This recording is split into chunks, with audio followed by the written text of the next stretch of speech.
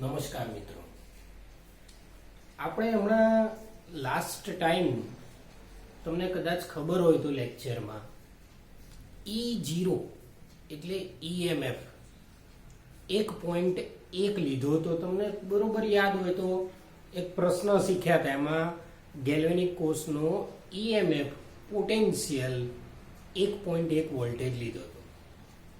હવે મનમાં પ્રશ્ન થાય કે 1.1 પોટેન્શિયલ કોનો?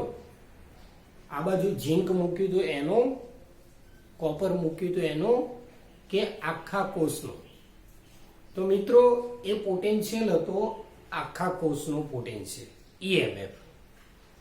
હવે એમ થાય કે એકલા ઝીંકનો પોટેન્શિયલ કેટલો, કોપરનો કેટલો? આ તો 1.1 તો બંનેનો તફાવત છે.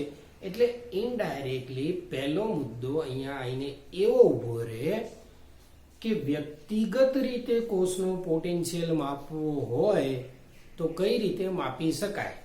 કોષનો પોટેન્શિયલ મીન્સ કે જે અર્ધકોષ મીન્સ આપણે જે બે ભાગ પાડ્યા હતા યાદ હોય તો એક બાજુ ઝીંક હતું અને ઝીંકની પટ્ટી હતી, બીજી બાજુ કોપર હતું અને કોપરની પટ્ટી હતી.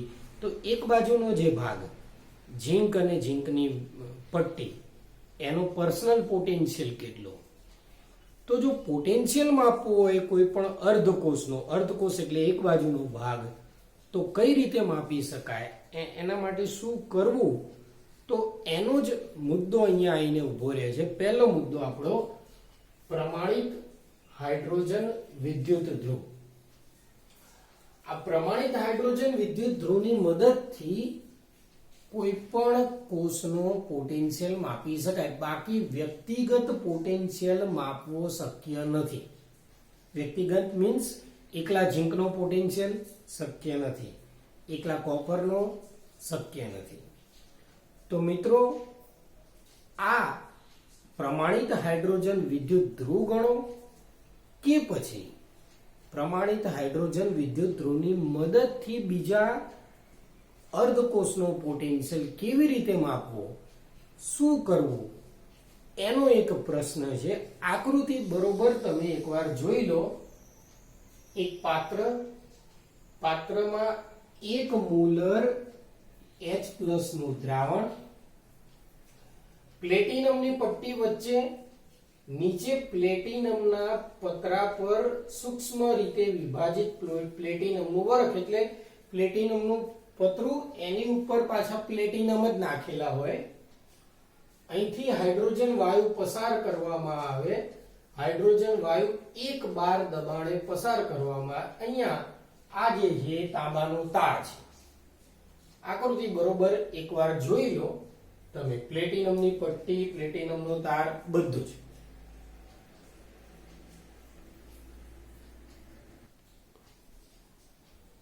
ચલો મિત્રો જોયું હશે. હવે પહેલો જ મુદ્દો શરૂઆત કરીએ પ્રશ્નની. ક્યાંથી શરૂઆત થાય? થોડા શબ્દો ધ્યાન રાખજો. આખો પ્રશ્ન બોર્ડ ઉપર લખવો શક્ય નથી. પહેલો મુદ્દો, કોઈ પણ ધ્રુવનો વ્યક્તિગત પોટેન્શિયલ માપવો શક્ય નથી. એકલા ધ્રુવનો ક્યારેય ના માપી શકાય. બીજો મુદ્દો, બે અર્ધકોષોને જોડવામાં આવે ત્યારે પોટેન્શિયલ માપી શકાય. તો હવે કોઈ એક ધ્રુવ એવો પસંદ કરાવવામાં આવે કે જેનો પોટેન્શિયલ યાદચ્છિક એટલે મનસ્વી રીતે આમ ધારી લઈએ કે આનો આટલો થાય, પોટેન્શિયલ એવું જાણી લઈએ. તો એના માટે પ્રમાણિત હાઇડ્રોજન વિદ્યુત ધ્રુવ પસંદ કરવામાં આવ્યો. પ્રમાણિત હાઇડ્રોજન વિદ્યુત ધ્રુવની મદદથી બીજા કોઈ પણ વિદ્યુત ધ્રુવ, બીજા કોઈ પણ અર્ધકોષનો પોટેન્શિયલ નક્કી કરી શકાય છે. જેમ આપણે અગાઉ વીરાકોષમાં શીખી ગયા, એમાં એક બાજુ ઝીંક રાખતા હતા, એક બાજુ કોપર રાખતા હતા. એમ કોઈ પણ એક વિદ્યુત રાસાયણિક કોષ બનાવો, એમાં એક બાજુ ઝીંક રાખો, બીજી બાજુ હાઇડ્રોજન રાખો તો ઝીંકનો પોટેન્શિયલ મેળવી શકાય. એક બાજુ હાઇડ્રોજન રાખો, બીજી બાજુ કોપર રાખો તો કોપરનો પોટેન્શિયલ મેળવી શકાય. આમ કોઈ પણ વિદ્યુત ધ્રુવનો, કોઈ પણ અર્ધકોષનો પોટેન્શિયલ મેળવવો હોય તો પ્રમાણિત હાઇડ્રોજન વિદ્યુત ધ્રુવનો ઉપયોગ થાય. તો પ્રમાણિત હાઇડ્રોજન વિદ્યુત ધ્રુવને આપણે સાંકેતિક ભાષામાં લખવું હોય તો આ રીતે લખી શકાય: PT H2 H plus, H2 એક બાર, H પ્લસ 1 મોલર, એટલે એની સાંદ્રતા 1 મોલર રાખવાની અને દબાણ 1 બાર રાખવાનું. બીજું, પ્રમાણિત હાઇડ્રોજન વિદ્યુત ધ્રુવને એસિડના દ્રાવણમાં રાખવાનું. એ એનોડ તરીકે બી વર્તી શકે અને કેથોડ તરીકે પણ વર્તી શકે. આનું સમીકરણ કદાચ લખવું હોય તો સમીકરણ આ રીતે લખાય: H2 H પ્લસ, અહીંયા 1/2 કરી નાખીએ, વત્તા ઇલેક્ટ્રોન. આ પ્રક્રિયા ઓક્સિડેશન થશે. જો આનું રિડક્શન લખવું હોય તો H પ્લસ વત્તા ઇલેક્ટ્રોન 1/2 H2, તો આ પ્રક્રિયાની રિડક્શન થશે. તો ઓક્સિડેશન રિડક્શન એનોડ કેથોડ બંને તરીકે વર્તી શકે. તમે બેમાંથી ગમે તે એક સમીકરણ લખો તો ચાલે. બુકમાં જે આપ્યું, આઈ થિંક બુકમાં રિડક્શન કે ઓક્સિડેશન રિડક્શન આપ્યું હશે. તો પ્રમાણિત હાઇડ્રો, ત્યારબાદ બીજા આટલા મુદ્દા સિવાય બીજું શું લખવું? તો બીજા આનું વર્ણન લખવું જે તમને કીધું. એક પાત્ર લો, પાત્રમાં દ્રાવણ મૂકો, પ્લેટિનમની પટ્ટી, પાતળું વરખ વગેરે વગેરે લખવાનું. ત્યારબાદ હવે મેન મુદ્દો આવે કે કોઈ પણ વિદ્યુત ધ્રુવ, કોઈ પણ અર્ધકોષનો પોટેન્શિયલ કેવી રીતે નક્કી કરવું? તો એના માટે શું? તો માની લઈએ કે જૂનો યાદ કરી લઈએ કે એક બાજુનું પાત્ર અહીંયા પ્રમાણિત હાઇડ્રોજન ધ્રુવ, વિદ્યુત ધ્રુવ, અને જમણી બાજુના પાત્રમાં ગમે તે કોપર, ઝીંક, એક્સ, વાય, ઝેડ ગમે તે, જે પેલું વીરાકોષમાં કરતા હતા એમ ગેલ્વેનોમીટર થી જોડી દો, ક્ષાર સેતુ, આ તે બધું જ. પણ આ બાજુ આ પ્રમાણિત હાઇડ્રોજન વિદ્યુત ધ્રુવ લેફ્ટ સાઈડ, આ બાજુ રાઈટ સાઈડ. હવે ગેલ્વેનોમીટર તો વિદ્યુત પ્રવાહ આપે, પણ ગેલ્વેનોમીટરની જગ્યાએ જો પોટેન્શિયોમીટર લખેલું હોય તો પોટેન્શિયલ મળશે તમને ગમે તે. દાખલા તરીકે પોટેન્શિયલ 2.5 મળ્યો તો 2.5 પોટેન્શિયલ ક્યાં મળશે? અહીંયા. એ કોનો? સંપૂર્ણ કોષનો પોટેન્શિયલ. પણ પ્રમાણિત હાઇડ્રોજન ધ્રુવનો પોટેન્શિયલ આપણે મનસ્વી રીતે ખાલી એમને 0.0 વોલ્ટ લઈએ એટલે અહીંયા જે મળ્યો હોય પોટેન્શિયલ, એ જ પોટેન્શિયલ આ જમણી બાજુ જે ધ્રુવ મૂક્યો હશે, કોપર, ઝીંક, આ તે, એનો રિડક્શન પોટેન્શિયલ બતાવશે. થોડું સમીકરણથી સમજી લઈએ. આ પોટેન્શિયલને આપણે E0 સેલ કહીએ. આ બાજુ E0L લેફ્ટ સાઈડ હાઇડ્રોજન વાળો, આ બાજુ E0R લખીએ ને આ બાજુ E0L, એટલે રાઈટ સાઈડ અને લેફ્ટ સાઈડ. આ જેટલો પોટેન્શિયલ મળ્યો એ ગમે તેટલો આપણે એટલો જ રાખીએ. E0 સેલ, આ E0R લેફ્ટ સાઈડ હાઇડ્રોજનનો કેટલો લઈ લઈએ? 0. તો એનો અર્થ E0 સેલ બરાબર E0R થઈ જાય. એટલે કે જે પોટેન્શિયોમીટરમાં જવાબ આવે એ જ પોટેન્શિયલ જમણી બાજુ તમે જે પણ મૂક્યો હોય એનો પોટેન્શિયલ થઈ જાય. ઉદાહરણમાં સમજીએ કે માની લો કે જમણી બાજુ તમે અહીંયા કોપરની પટ્ટી મૂકી અને દ્રાવણ તમે કોપરનું મૂક્યું, અને પોટેન્શિયલનું મૂલ્ય, અહીંયા પોટેન્શિયલનું મૂલ્ય તમારે E0 સેલ બરાબર 0.34 આવે. એનો અર્થ એવો થાય કે કોપરનો રિડક્શન પોટેન્શિયલ 0.34 થાય. રિડક્શન પોટેન્શિયલ, તમને ઓક્સિડેશન રિડક્શન નો તફાવત ખબર પડવી જોઈએ. રિડક્શન પોટેન્શિયલ મીન્સ આ રીતે E0 CO2 પ્લસ થી Cu, અહીંયા જરા ઉપર લખીએ, આની બાબતો, કોપરની બાબતો અહીંયા લખીએ. E0 સેલ મળ્યો 0.34, તો કોપરનો રિડક્શન પોટેન્શિયલ E0 Cu2 થી Cu 0.34 જો રિડક્શન પોટેન્શિયલ લખ્યું Cu2 થી Cu એનો અર્થ એવો થાય કે હાઇડ્રોજન વડે કોપરનું રિડક્શન થાય છે તો જ જવાબ પોટેન્શિયલ નો 0.34 પ્લસ માં મળે. હવે જરા ઊંધું વિચારીએ કે માની લઈએ કે અહીંયા કોપરના બદલે ઝીંકનો પટ્ટી અને ઝીંકનો સળિયો રાખવામાં આવ્યો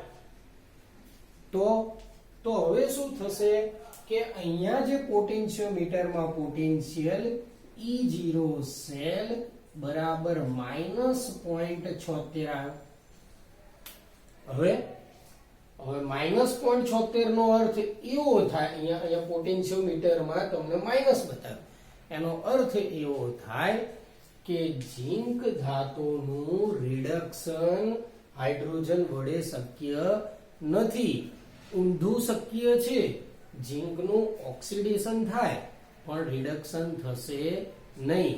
આવા સંજોગોમાં માનસિક શું વિચારવાનું આવે કે આપણે જે આ બે ધ્રુવો મૂક્યા છે એ બે ધ્રુવો ખરેખર ઉલટા છે, એટલે કે ઝીંક આ બાજુ હોવો જોઈએ, હાઇડ્રોજન ધ્રુવ આ બાજુ હોવો જોઈએ. પણ આપણે એક વસ્તુ કે અહીંયા જે પોટેન્શિયલ મળે એ જ પોટેન્શિયલનું મૂલ્ય અહીંયા જે રાખ્યો હોય એનો રિડક્શન પોટેન્શિયલ થાય. તો ઝીંકનો રિડક્શન પોટેન્શિયલ કેટલો થશે? E0 Zn2 થી Zn બરાબર -0.76. હવે થોડી વધારાની માહિતીમાં એવું કે તમને કોઈ રિડક્શન પોટેન્શિયલ આપ્યો હોય તો એનો ઓક્સિડેશન પોટેન્શિયલ કઈ રીતે કરવો, ઓક્સિડેશન રિડક્શન પોટેન્શિયલ ઉપરથી E0 સેલ કઈ રીતે ગણવા, એનોડ કયો, કેથોડ કયો, એ બધી માહિતી હવે આવશે. કેટલાક નાના પ્રશ્નો છે, નાની વ્યાખ્યાઓ, એની પણ ચર્ચા આપણે કરીશું. આ છે પ્રમાણિત હાઇડ્રોજન વિદ્યુત ધ્રુવ. શું કરવાનું? તો શરૂઆત ક્યાંથી કરવાની? તો વ્યક્તિગત કોઈ અર્ધકોષનો પોટેન્શિયલ માપી શકાતો નથી, એ માપવા માટે બીજા કોઈ સંદર્ભ ધ્રુવ કે બીજા કોઈ અર્ધકોષની જરૂર પડે, એની મદદથી માપી શકાય. બીજો અર્ધકોષ એટલે કોઈને કોણ? પ્રમાણિત હાઇડ્રોજન વિદ્યુત ધ્રુવ. એની આ વાર્તા લખવાની, સમીકરણ લખવાના, એનું વર્ણન કરવાનું. 2 ભાગમાં 3 ભાગમાં વાર્તા લખવાની. એક આ રહી, એની બાજુમાં કોઈ પણ ધ્રુવ રાખ્યો હોય તો એનો પોટેન્શિયલ આટલો થાય. કોપરનું એક ઉદાહરણ લેવાનું, ઝીંકનું ઉદાહરણ લેવાનું અને પ્રમાણિત હાઇડ્રોજન વિદ્યુત ધ્રુવ વિશે ટૂંક નોંધ લખવાની. ટૂંક નોંધમાં કેટલું લખવાનું, શું લખવાનું એ પણ તમને લગભગ તો મળી જ જશે, પણ હાલ પૂરતું તમારે આ બુકમાંથી કે અન્ય તમારી જોડે સંદર્ભ સાહિત્યમાંથી વાંચવું. બીજી વસ્તુ IMP નથી, પણ છતાં વાંચીને તૈયાર કરી નાખવું તો સારું.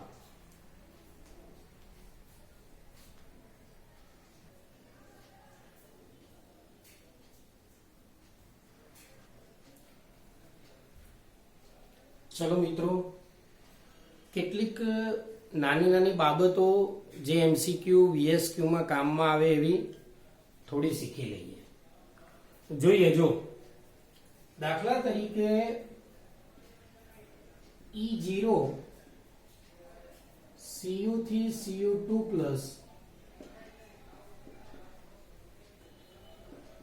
E0 Zn થી Zn2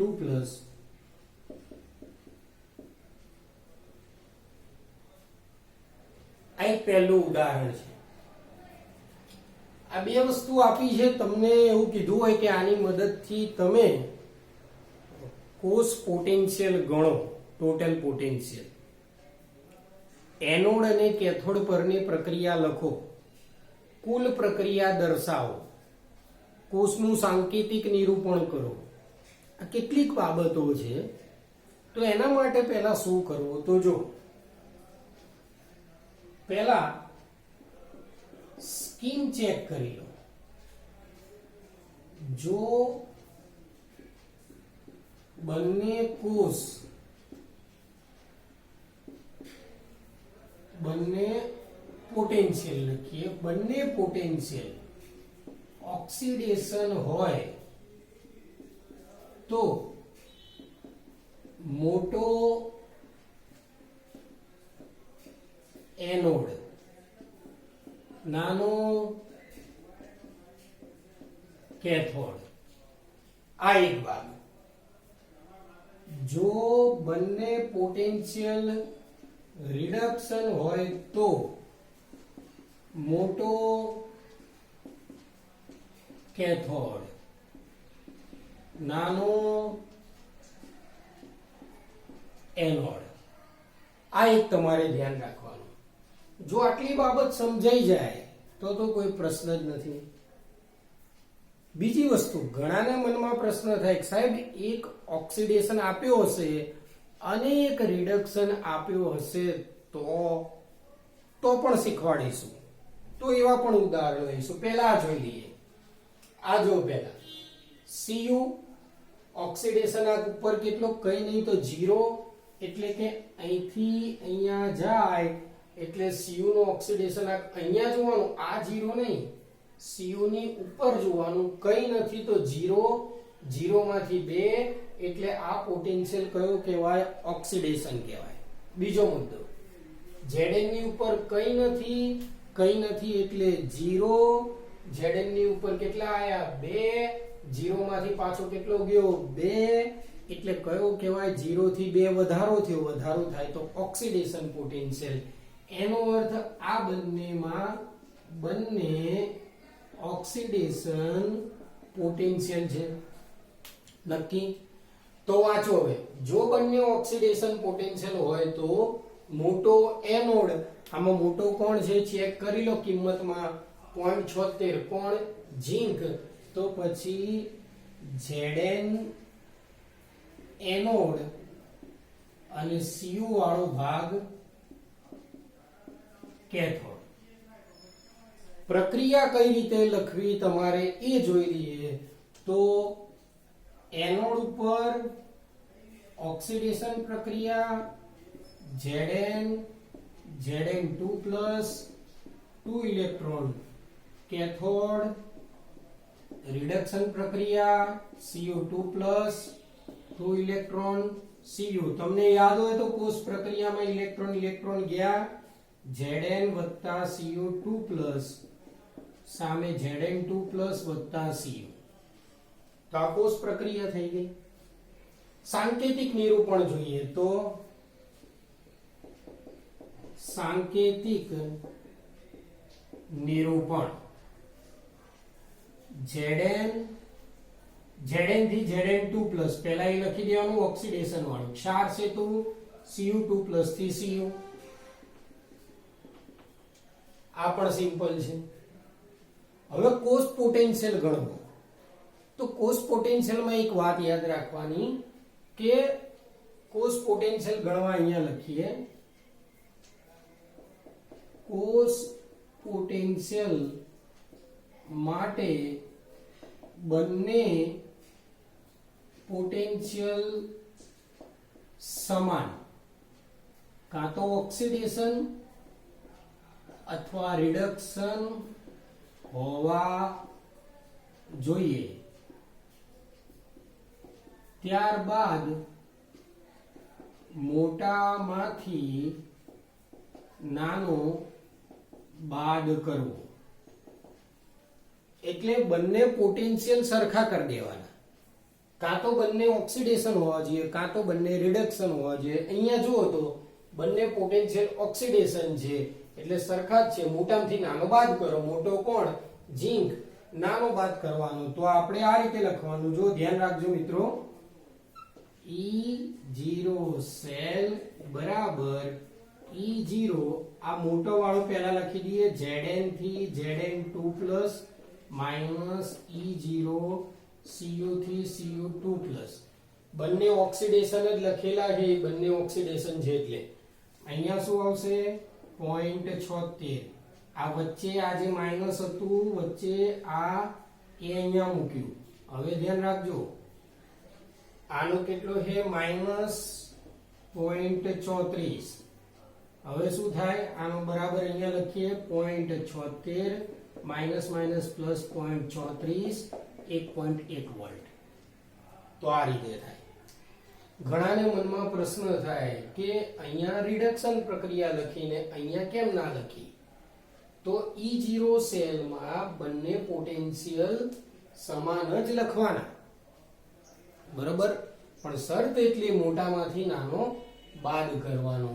તો આ તમારે બધા પ્રશ્નોના જવાબ આમાં આવી જાય. એક પ્રક્રિયા આવી ગઈ, સાંકેતિક નિરૂપણ આવી ગયું અને E0 સેલ પણ આવી ગયું. બીજા એક બે દાખલા એવા બી જોઈશું કે જેની અંદર બંને પોટેન્શિયલ સમાન નહીં હોય તો શું કરવાનું, એ પણ. તો ત્યાં સુધી આ કરી નાખો.